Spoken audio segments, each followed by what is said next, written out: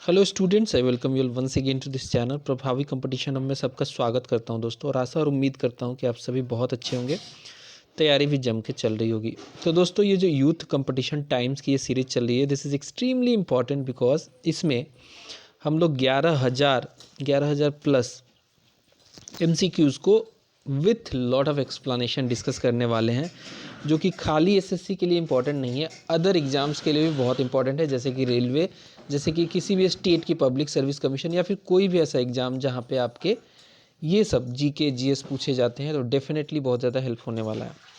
तो ऐसे ही कंटेंट अगर आप देखते रहना चाहते हैं लगातार, तो ज़रूर इस चैनल को सब्सक्राइब कीजिए, बेल आइकन को भी प्रेस कीजिए, ताकि हमारे लेटेस्ट वीडियोस का नोटिफिकेशन आपको मिलता रहे। तो दोस्तों, इसमें हमने हिस्ट्री कवर कर ली है, पॉलिटी कवर कर ली है, और ज्योग्राफी भी ऑलमोस्ट हमने कवर कर ली है, बिकॉज वर्ल्ड ज्योग्राफी में थोड़ा सा ही बचा हुआ है, उसके बाद इंडियन ज्योग्राफी आएगा, देन कंप्लीट हो जाएगा। चलिए, तो चलते हैं आज के टॉपिक पे। आज का टॉपिक होने वाला है तो दोस्तों, आज का जो टॉपिक है वह है ओशियन। ओशियन से रिलेटेड पहला सवाल देखते हैं। सवाल कहता है कि विच of the following oceans is the third largest in world. ऐसा ओशियन बताना जो थर्ड लार्जेस्ट है। नंबर 1 पे हम जानते हैं कि पैसिफिक ओशियन है, ठीक है, पैसिफिक ओशियन है। तो नंबर 3 पे जो है वो इंडियन ओशियन है। नंबर 2 पे है अटलांटिक ओशियन। सबसे ऊपर है पैसिफिक ओशियन, फिर अटलांटिक ओशियन, फिर आता है इंडियन ओशियन। इस तरीके से क्रम बना हुआ है। आंसर होगा B, Indian Ocean, third number पे। So Indian Ocean is the third largest ocean in the world. The Pacific Ocean and Arctic Ocean is the largest and smallest ocean respectively. ठीक है, आर्कटिक जो है सबसे छोटा है, और पैसिफिक सबसे बड़ा है। 2 नंबर पे आता है अटलांटिक ओशियन। अगला सवाल देखते हैं। Which of the following is the shallowest part of the ocean showing an average gradient of 1 degree और इवन लेस। ठीक है, ग्रेडियंट की बात कर रहे हैं, 1 डिग्री और लेस भी है, कहीं कहीं सैलो पार्ट है। तो करेक्ट आंसर होगा इसका कॉन्टिनेंटल शेल्फ। देखिए, जब आप किसी भी लैंड से उतरते हैं तो सबसे पहले होता है, ठीक है, कॉन्टिनेंटल शेल्फ आएगा, फिर ऐसे करके फीचर्स हैं, फिर जाके आखिरी में ओशियन फ्लोर आता है। तो सबसे सैलोएस्ट जो है वो कॉन्टिनेंटल शेल्फ है। 1 डिग्री से भी कम का ग्रेडियंट होता है यहाँ पे। जब आप धरती से समुद्र की तरफ बढ़ेंगे तो 1 डिग्री के आसपास शुरू में जो डिक्लाइन होता है उसे कॉन्टिनेंटल शेल्फ कहते हैं। So continental shelf is the shallowest part of the ocean showing an average gradient of 1 degree और even less. A continental shelf typically extends from the coast to the depth of 100 to 200 metre. ठीक है, जो भी coast है, जैसे आप मान लो किसी भी समुंदर पे गए हो, बीच पे जाना, आपको देखना जो कोस्ट होगा कि भाई जहाँ पे धरती दिख रही है, उसके बाद अगर आगे बढ़ोगे आप समुंदर की तरफ, तो 1 डिग्री का डिक्लाइन आप देखोगे ऑन एन एवरेज। और इसका जो डेप्थ होता है कॉन्टिनेंटल शेल्फ का, वो होता है 100 to 200 मीटर। अगला सवाल देखिए। The Black Sea is in the dash ocean. Black Sea जो है दोस्तों, ये हमेशा याद रखिएगा, अटलांटिक ओशियन में है। अटलांटिक ओशियन जो है वो एस शेप का है। ठीक है, आप देखोगे तो इधर यूरोप कॉन्टिनेंट आ जाता है, फिर इधर अफ्रीका है, इधर नॉर्थ अमेरिका, और इधर साउथ अमेरिका। इन दोनों के बीच में ऐसे ही बहता है एस शेप में अटलांटिक ओशियन, और इसी में है ब्लैक सी। करेक्ट आंसर होगा ए। अगला सवाल देखते हैं। Dash are gently sloping areas of ocean basin. Correct answer होगा इसका deep sea plain. Deep sea plain जो होता है वो लगभग आखिरी पार्ट होता है हमारे कोस्ट से। जब जाओगे तो कॉन्टिनेंटल शेल्फ बनेगा, फिर ऐसे करते जाओगे तो सबसे लास्ट में आपको डीप सी प्लेन्स मिलेंगे। तो ये जो होते हैं ये स्लोपिंग एरियाज होते हैं of the Asian ocean basins. So deep sea plains are gently sloping areas of the ocean basins. These are the flattered and smoothest regions of the world. It is an underwater plain on the deep ocean floor, usually found at the depth of 3000 metre से लेकर 6000 metre के बीच में ये पाया जाता है। Madagascar का नाम दोस्तों सुना होगा आपने। अफ्रीकन कॉन्टिनेंट जो है, अफ्रीकन जो कॉन्टिनेंट है वहाँ पे इसके आसपास यहाँ पे है Madagascar. So Madagascar is an island country in the dash ocean. तो ये इंडियन ओशियन में है। मेडागास्कर क्यों इंपॉर्टेंट है? क्योंकि ये इंडियन ओशियन में है, और इंडियन ओशियन एक कंट्री के नाम पे रखा गया है। इस ओशियन का नाम भारत के नाम पे है। ठीक है, तो मेडागास्कर कहाँ पे है? इंडियन ओशियन में। सो मेडागास्कर जो है it is the largest African island situated in the Indian ocean about 450 kilometer east of the coast of Mozambique. It is the fourth largest island in the world and world's second largest island country. Its capital and largest city is Antananarivo.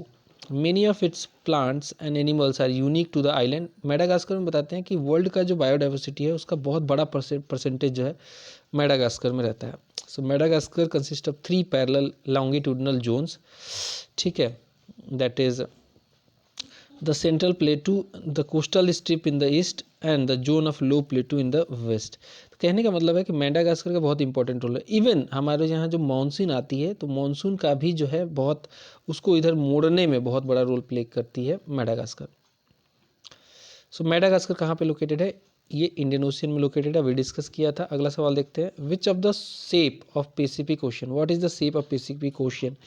Pacific ocean का जो shape है वो almost triangular है, कुछ इस तरीके से बनता है. पैसिफिक ओशन ऑलमोस्ट ट्रायंगुलर है. ठीक है, और ये वेस्ट वर्ल्ड को ईस्ट वर्ल्ड से सेपरेट करता है.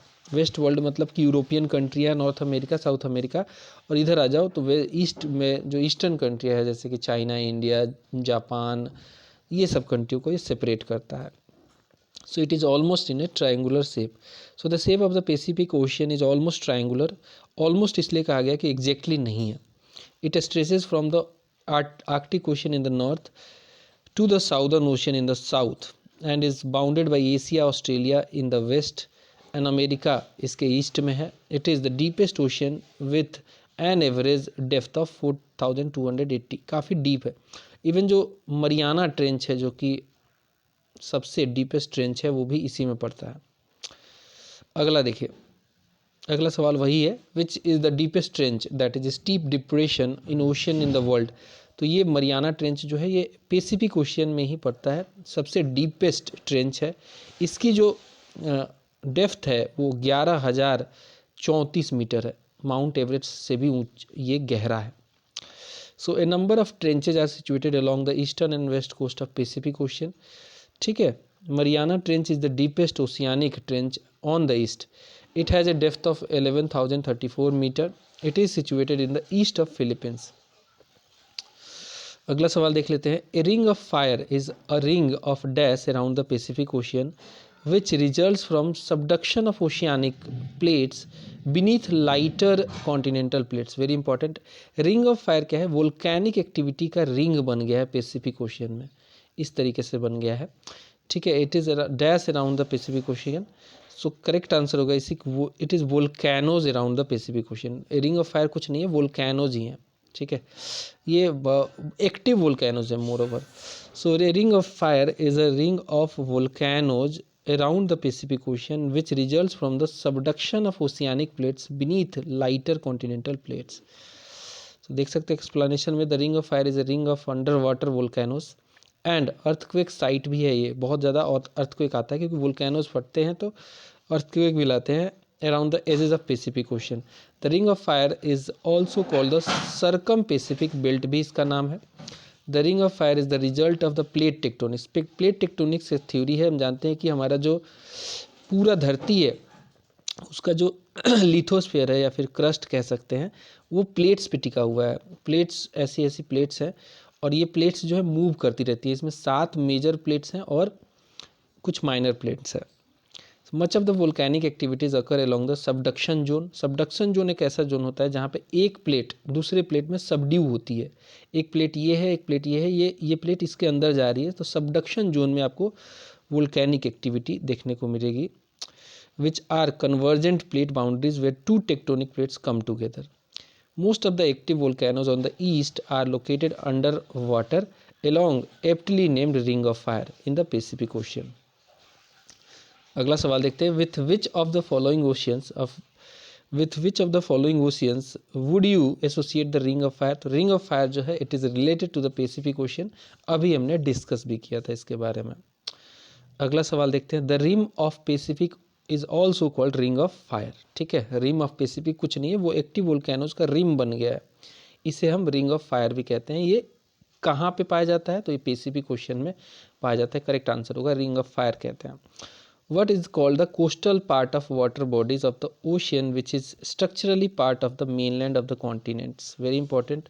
What is called the coastal part of water bodies of ocean which is structurally part of the mainland of continents? Answer होगा इसका सी, कॉन्टिनेंटल सेल्फ कहते हैं इसको।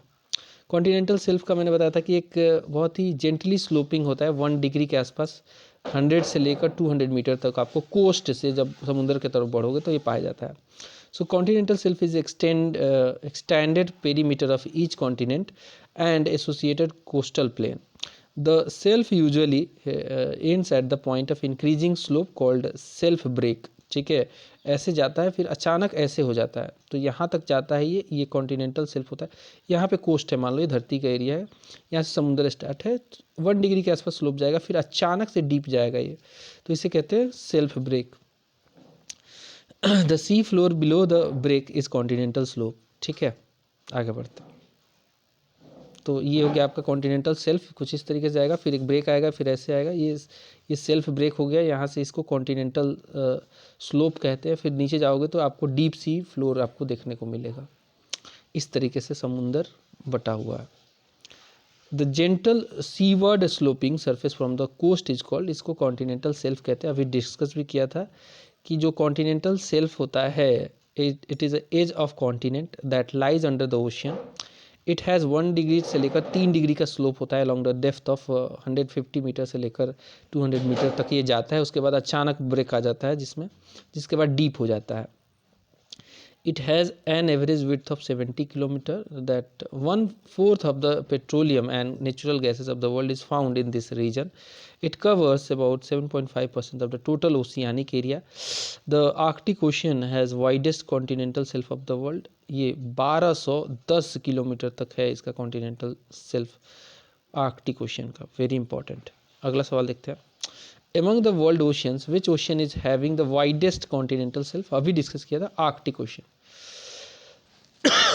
Among the world oceans, which ocean is having the widest continental shelf? Answer होगा Arctic Ocean. So the Arctic Ocean has the widest continental shelf of all the oceans. It extends 1210 kilometers seaward from Siberia. The Siberian continental shelf form the world's widest continental shelf in Arctic Ocean. ठीक है, Arctic ocean कहाँ है? आप अगर जैसे map देखोगे ना, map, तो ये वाला पोर्शन जो है ये आर्कटिक ओशियन यहाँ पे पड़ता है, आर्कटिक रीजन भी कहते हैं। और यहाँ पे समवेयर रसिया है और उसके ऊपर साइबेरिया है। तो साइबेरिया का जो प्लेन है वो इस आर्कटिक ओशियन में काफ़ी डीप तक जाता है, 1210 किलोमीटर तक जाता है। The deepest trench of Indian ocean, Indian ocean का डीपेस्ट ट्रेंच बार बार पूछा जाता है, इसका सही आंसर होगा सुंडा, या फिर जिसे जावा ट्रेंच भी कहते हैं। खासकर बहुत इंपॉर्टेंट ये एग्ज़ाम है, चाहे एसएससी हो, बीपीएससी हो, या फिर कोई भी स्टेट पब्लिक सर्विस कमीशन हो। ये इसका जो डेप्थ है वो 7725 मीटर है। ऑलमोस्ट कह सकते हैं कि थोड़ा कम है, थोड़ा सा मतलब 1000 मीटर कम है ये एवरेस्ट के हाइट से। Which is the largest and deepest ocean? Largest and deepest ocean तो एक ही है, पैसिफिक ओशियन। आंसर होगा B, Pacific Ocean, largest and deepest. इसकी एवरेज जो डेप्थ है वो 4200 के आसपास मीटर में इसकी एवरेज डेप्थ है। मरियाना ट्रेंच भी इसी में पड़ता है, जिसकी डेप्थ जो है 11034 मीटर है। ठीक है, तो देख सकते हैं आप, पैसिफिक ओशियन जो है वर्ल्ड का लार्जेस्ट एंड डीपेस्ट ओशियन है। It's triangular in shape, almost triangular कह सकते हैं, along with an area of 16,572 crore square kilometre. सोच सकते हो आप। It's average depth is 4572 metre. Width जो है इसका 16,785 किलोमीटर का विड्थ है। लेंथ इसका 14,880 किलोमीटर है। आफ्टर दैट द ऑर्डर जो होगा उसके बाद नंबर 1 पे आएगा पैसिफिक, नंबर 2 पे आएगा अटलांटिक, नंबर 3 पे इंडियन ओशियन, नंबर 4 पे आता है अंटार्कटिक ओशियन, और सबसे छोटा जो है आर्कटिक ओशियन है। चलिए, यहाँ पे ख़त्म होता है हमारा ओशियन से रिलेटेड सवाल। अगला जो टॉपिक आ रहा है वो आ रहा है ओशियानिक स्ट्रीम्स। तो इसको भी देख लेते हैं, ओशियन से रिलेटेड ख़त्म कर लेते हैं, उसके बाद कॉन्टिनेंट और आइलैंड पे आएंगे। ठीक है, तो ये कुछ सवाल हैं, इनको भी देख लेते हैं। ओशियन स्ट्रीम से रिलेटेड पहला सवाल, the warm and cold ocean currents are caused by. क्या कारण है कि आपको समुद्र में कोल्ड ओशियन करंट भी मिलता है और वार्म ओशियन करंट भी मिलता है?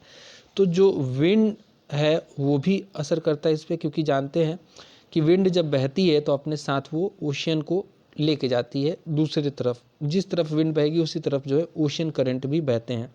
तो हॉट वाटर जो है हो सकता है कि आपको जब जाएगा गर्म की तरफ तो वो कूल हो जाएगा। तो प्रिवेलिंग विंड्स जो है डेफिनेटली एक रीजन है। इसके अलावा अर्थ का रोटेशन, जिसे हम कोरोलिसिस फोर्स कहते हैं, कोरोलिसिस फोर्स कहते हैं, अर्थ रोटेट होने की वजह से जो नॉर्दर्न हेमिस्फीयर में विंड्स हैं वो लेफ्ट की तरफ राइट की तरफ मुड़ते हैं, और साउदर्न हेमिस्फीयर में जो विंड्स है वो लेफ्ट की तरफ मुड़ते हैं। ऐसे ये कोरिलेसिस फोर्स की वजह से होता है, अर्थ के रोटेशन। अर्थ अपने एक्सिस पे घूमती है, इस घूमने की वजह से जो है कोरिलेसिस फोर्स इफेक्ट होता है, और जिसके कारण जो है कोल्ड और ओशियन वार्म ओशियन करंट एक दूसरे में मिलते हैं और ये चेंज होते रहते हैं। Variation in density of the sea water, density difference की वजह से भी एक ग्रेडियंट बनता है, जिसकी वजह से आपको कोल्ड ओशियन वार्म ओशियन से मिलता हुआ दिखेगा, और वो जो है चेंज होता रहता है कि भाई कोल्ड ओशियन कभी वार्म से मिला, इस तरीके से। तो ये सब रीजन है, air pressure, earth rotation, prevailing wind, evaporation and precipitation, diurnal range, ocean barriers, ये सब रीजन्स है। अगला सवाल देखिए, which of the following is a cold ocean current. Cold ocean current इन सब में लेब्राडोर करंट है। लेब्राडोर करंट जो है ये बहता है आर्कटिक अटलांटिक ओशियन में, ठीक है। The cold current among the following, बाकी सब जो है ये गर्म है, ठीक है, जैसे कि अगुलहास करंट हो गया, अलास्का करंट हो गया, Gulf Stream, they all are warm ocean current, whereas Labrador जो करंट है वो कोल्ड है। So the cold current among the following given options is Labrador current. This Labrador current flows in North Atlantic Ocean. The cold current flows till the Labrador coast from the Arctic Ocean. This cold wave also meet the warm waves that are moving outward in Gulf Stream. अगला topic देखते हैं coral reef. Where is the Great Barrier Reef, बहुत बार पूछा गया। Australia में, आपको Australia जैसे आप देखोगे ना ऐसे है ऑस्ट्रेलिया, ठीक है, कुछ इस तरीके से। तो यहाँ पे कोरल रीफ्स बनता है इसके नॉर्थ ईस्टर्न पोर्शन में, जिसे ग्रेट बैरियर रीफ भी कहते हैं। कोरल बनाते हैं मिल के ये, तो ये ऑस्ट्रेलिया में है। So the stretching of over 2300 kilometre, 400 miles कह सकते हैं, over N area of approximately 3,44,400 square kilometres. The Great Barrier Reef is the largest coral reef in the world. The reef is located off the coast of Queensland. Queensland कहाँ पे है? आप Queensland अगर देखोगे तो Queensland यहाँ पे है. Australia in the coral sea. It is made up of nearly 3,000 individual reefs. It was selected as the World Heritage Site in 1981. Great Barrier Reef से अगला सवाल फिर से ही है. The world largest coral reef located in, अभी discuss किया था, answer होगा ऑस्ट्रेलिया. तो दोस्तों इस वीडियो में इतना ही रहने देते हैं, अगले वीडियो में देखेंगे continent and island. Bye bye.